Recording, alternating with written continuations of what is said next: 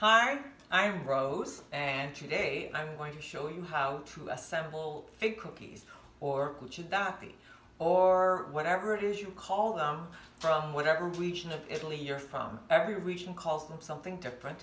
My parents are from Racalmuto, Sicily, and in Racalmuto they're called cudurelli.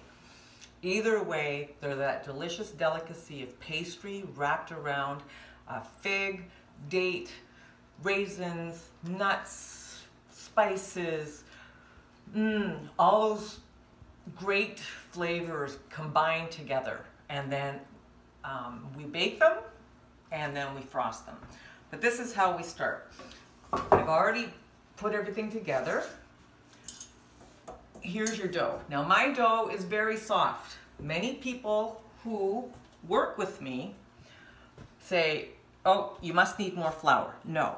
The more flour you put in them, they're just going to be really hard cookies that you could throw at somebody's head and knock them out. We don't want that. We want nice cookies that melt in your mouth. So this dough is very soft, so I very gently roll it in the flour. That way it doesn't stick.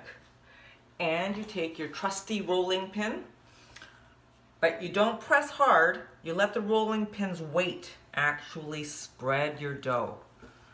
And then when I get to the ends, I just make it a little wider. Now, when I first started making these, I have to tell you, I used to get, the dough would get stuck on the rolling pin. They were never the right size. So don't worry, if the first time you try and put them together, they don't work out, try again, you'll get it. And then what I do is I take my trusty bench scraper, and every kitchen needs one of these. I mean, you will use it for a million different things. So you take the bench scraper, which has measuring marks on it, and I make sure that my dough is about 3 inches wide. Okay, and I will go to this end and make sure it's 3 inches wide. And then if you want, you can straighten out the edges. I'm a little bit of a perfectionist, little OCD here, so they have to be perfect.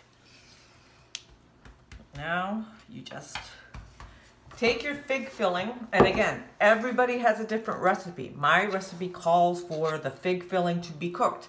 A lot of people don't. They just mix it and go. But ours is cooked from our family recipe. And now you make a little row right down the center of about 1 inch. That is my dog attacking the mailman.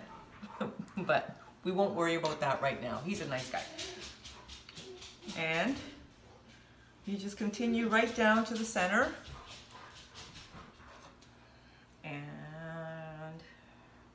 try to make it neat. Like I say, when I first started making these, figs everywhere. Everywhere. I had fig cookies, figs on the outside of the dough, the inside of the dough, on my walls, in my hair, on my face. Now look, so neat.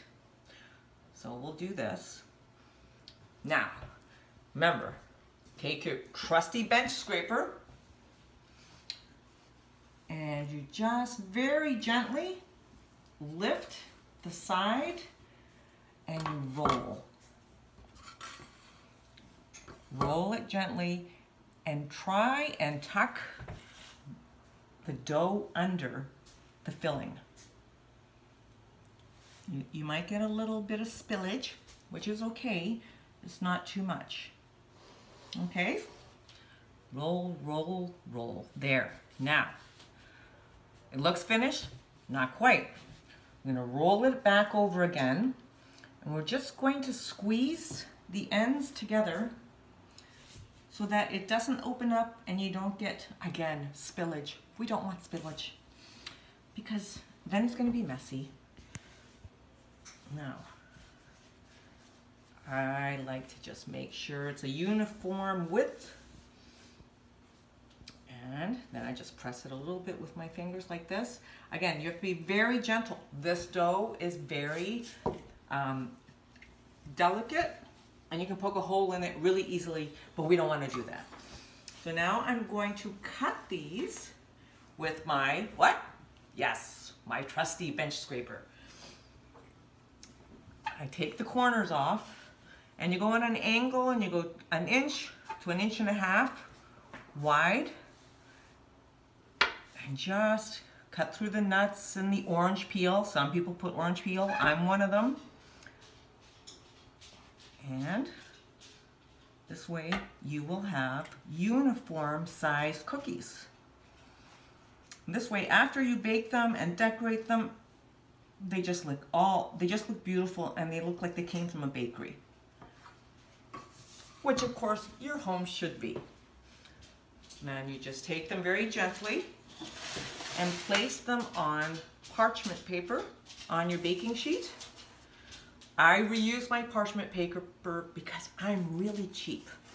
So you can reuse parchment paper a lot. See, this one's a little thinner, so you gotta be very delicate and very gentle. Put them on your baking sheet, and then when the pan is filled, I do like 3 rows. You put them in the oven to bake for 15 minutes. But check your oven, because if they start to get golden brown around the edges, it's time to take them out. Now, let's go put them in the oven.